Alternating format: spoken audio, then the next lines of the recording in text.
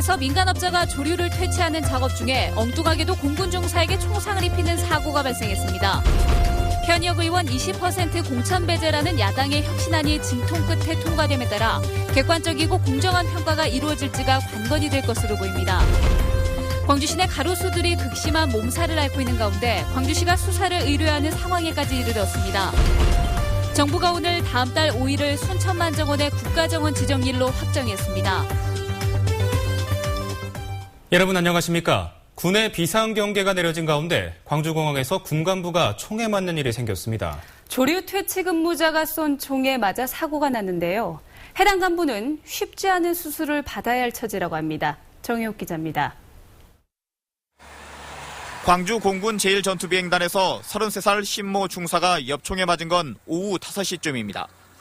팔꿈치와 복부에 총을 맞은 심 중사는 한평 국군 통합병원으로 후송됐다가 조치가 쉽지 않아 현재 조대병원으로 옮겨졌습니다. 산탄총에 맞은 심 중사는 총알 여러 개가 간에 박혀 큰 수술을 받아야 하는 것으로 알려졌습니다. 조대병원 측은 수술을 해봐야 알겠지만 쉽지 않은 수술이 될 것이라며 경과를 지켜봐야 한다고 밝혔습니다. 사고는 광주공항공사 협력업체 근무자인 36살 강모 씨의 오발로 인해 벌어졌습니다. 공항공사 협력업체 직원으로 조류 퇴치 업무를 하고 있는 강 씨는 새를 쫓고 난 뒤 사무실로 철수한 이후 약실을 확인하지 않고 방아쇠를 당겼고 심 중사가 그 총에 맞았습니다. 강 씨는 경찰 조사에서 장난을 치다가 그랬다고 진술한 것으로 알려졌습니다. 경찰은 강 씨와 목격자 등을 상대로 고의성 여부를 조사하고 있습니다. MBC 뉴스 정용욱입니다.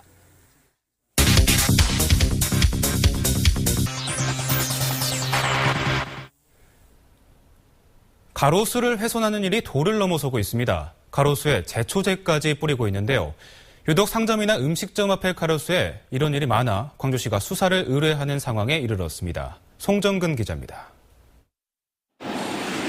주변의 나무와 달리 느티나무 세 그루의 나뭇가지가 앙상합니다. 나무 기둥에는 영양제와 뿌리 바르기에 좋은 약품이 꽂아져 있습니다.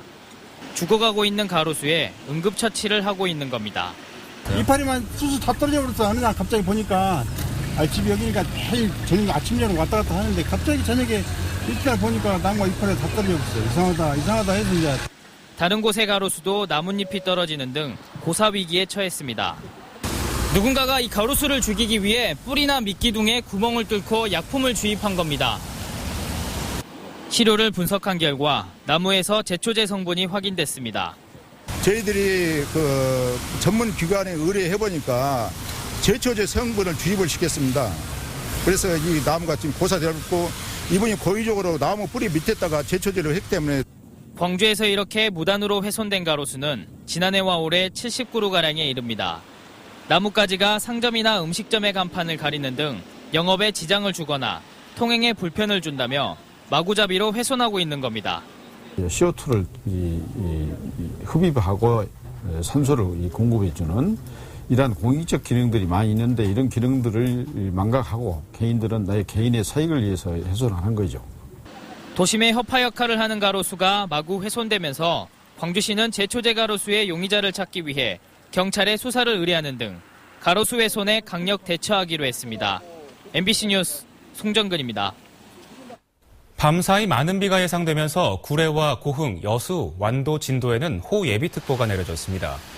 광주 전남에 30에서 80mm, 지리산 부근에는 120mm 이상의 구직선 호우가 쏟아지겠고 강풍이 불어오겠습니다. 비는 내일 오후에 차차 그치겠고 낮 기온은 광주 27도 등 오늘보다 1에서 2도 높겠습니다.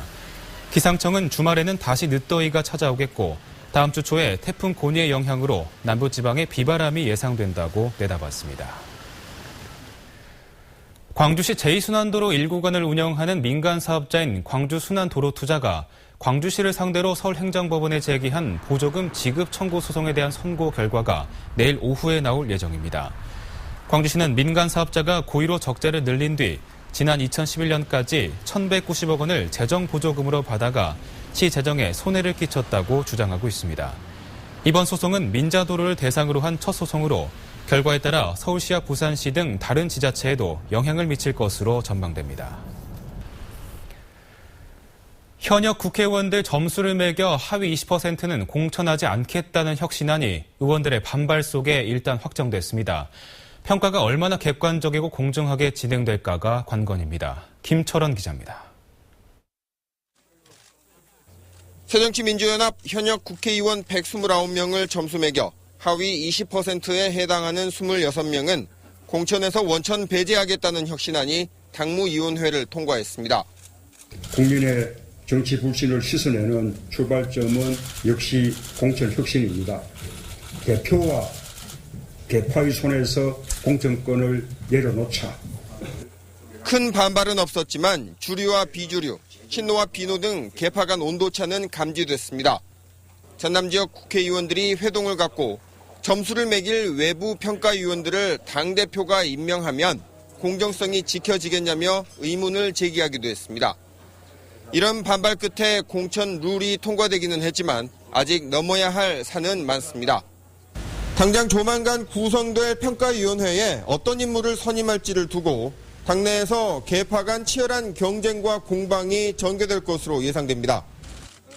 교체율 20% 알파의 인위적 물갈이가 순조롭게 이루어질 경우 신당론은 잦아들 수 있지만 공정성 시비가 불거져 개파 갈등까지 더해질 경우 탈당 등 분열이 가속화될 수 있습니다. 당내 주류와 비주류 간의 갈등들은 절정에 이를 가능성이 있고 그 과정에서 실제로 당을 뛰쳐나가는 의원들이 생길 수 있는 거고 아마 그때부터 사실은 야권 내에서 야권 신당에 관한 본격적인 논의와 이합집산. 새누리당 김무성 대표가 완전 국민 경선제 오픈 프라이머리를 당론으로 확정해 내년 총선 때부터 적용하겠다고 나선 가운데 두 당의 공천 혁신 경쟁이 어떤 양상으로 전개될지 관심이 쏠리고 있습니다. MBC 뉴스 김철원입니다. 정부가 오늘 다음 달 5일을 순천만정원의 국가정원 지정일로 확정했습니다. 이로써 순천만정원은 국가정원 1호의 영광을 얻게 됐습니다. 박민주 기자입니다. 순천만정원의 현지 실사가 이루어진 건 지난 13일. 산림청은 종합심사를 마치고 순천만정원이 국가정원으로서의 요건을 충족한다고 순천시에 공식적으로 통보했습니다. 더불어 국가정원 지정일은 오는 9월 5일로 확정했습니다. 정원법에 따라 순천만정원이 대한민국 국가정원 1호가 되는 겁니다. 국가정원은 국가에서 직접 조성 운영하거나 지방정원 가운데 국가적 차원에서 가치가 있는 곳을 지정해 운영하도록 한 정원입니다. 국가정원으로 격상된 순천만정원의 운영 관리는 지방자치단체에서 맡고 정부는 기술적, 재정적인 지원을 하게 됩니다. 말 그대로 국가 대표 정원이 되는 것입니다. 그래서 우리 순천만 정원을 중심으로 해서 우리 대한민국 국민에 대한 정원에 대한 인식과 새로운 문화를 여기서부터 싹 터나가는 그런 계기가 주어질 것입니다. 순천시는 다음 달 4일 서울광장에서 국가정원을 알리는 전야제를 시작으로 5일에는 순천만정원에서 정부 주요 인사들이 참석하는 국가정원 기념식을 갖습니다. 2013 순천만 국제정원박람회를 계기로 조성된 순천만정원. 이제는 국가정원 1호로 새로운 정원 문화의 발상지로 도약하고 있습니다. MBC 뉴스 박민주입니다. 도로교통공단이 새누리당 조원진 의원에 제출한 자료에 따르면 지난해 광주 서구 유천동 개수 사거리에서 56건의 교통사고로 108명의 부상자가 발생해 전국 최다를 기록했습니다. 다음으로는 북구 우남 사거리가 31건, 남구 백운광장이 30건, 그리고 서구 광천 사거리가 27건 순으로 교통사고 발생이 많았습니다. 경찰은 개수 사거리에 교통량이 많은 데다 꼬리물기와 신호위반 등으로 인해 사고가 잦은 것으로 보고 있습니다. 섬 자체가 천연기념물인 신안군 홍도가 깊어가는 여름 푸르는 멋은 자랑하고 있습니다. 머나먼 신비의 섬으로 발길이 이어지고 있습니다. 양효승 기자가 다녀왔습니다. 쪽빛 바다에 사연 많은 기암 괴석들이 모습을 드러냅니다. 우뚝 솟은 촛대바위, 재롱을 부리는 듯한 물개바위, 우거진 해송숲은 각양각색 바위들의 벗이 되었고 물새들은 무태서 찾아온 이방인들을 마중 나왔습니다. 홍도라는 데 처음 와봤는데 굉장히 좋고 사실 베트남 하루구에도 훨씬 좋은 것 같습니다. 목포에서 쾌속선을 타고 흑산도를 거쳐 2시간 반을 달려야 닿을 수 있는 천연기념물 홍도. 33가지 절경 앞에서 불편함과 고단함은 한순간에 잊혀집니다. 목포까지 4시간, 목포에서 여기 또 홍도까지 2시간 반 힘들어 죽는 줄 알았어요. 근데 실제로 와보니까 홍도 정말 좋고 다시 찾고 싶은 그런 섬입니다. 한 해 20만 명을 넘어섰던 관광객이 올해 메르스 여파로 주춤했지만 그래도 벌써 10만 명 넘는 관광객이 홍도의 절경에 취했습니다. 경치도 좋고요. 예, 물도 깨끗하고 다 좋아요. 예. 산도 좋고. 노을이 질 때면 붉게 물드는 섬 홍도. 여름이 깊어가는 요즘 짙은 푸르름으로 또 다른 면모를 뽐내고 있습니다. MBC 뉴스 양혜승입니다. 일본 대사관 앞에서 분신한 최원열 씨의 쾌유를 기원하는 온정이 잇따르고 있습니다. 최원열 선생 시민사회 공동대책위에 따르면 한 항일 독립가 후손이 최 씨의 치료에 써달라며 50만 원을 전해왔고 서울에 사는 40살 김모 씨도 항일 독립운동가의 후손인 최 씨가 오죽했으면 분신을 했겠냐며 1만 원의 성금을 기탁했습니다. 대책위는 이외에도 생명이 위독한 최 씨의 상태가 알려지면서 SNS를 통해 시민들의 성금이 이어지고 있다며 후원 계좌나 카페를 통한 격려를 당부했습니다. 도로 폭이 좁아져 주민들의 반발을 샀던 광주의 남구청사 진출입로가 다시 확대됩니다. 광주 남구는 50m 길이의 옛 남구청사 진출입로를 왕복 3차선에서 4차선으로 확대하기로 결정했습니다.